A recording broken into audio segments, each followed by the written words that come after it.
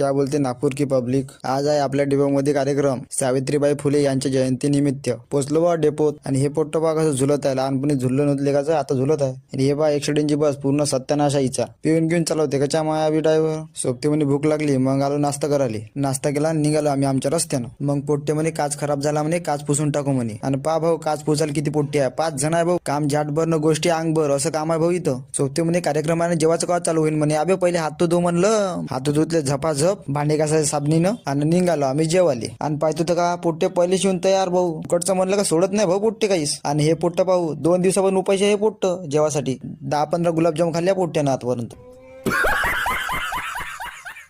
गण्या म्हणे खरवट तर खाऊन पाहू गुरुजी म्हणे, गुरुजी दाखव म्हणे थोडस। घेतलं बा गण्याच्या ताटातून गुरुजीन खरवट। चला भेटू मग पुढच्या ब्लॉग मध्ये, वाजवरी सोन्या।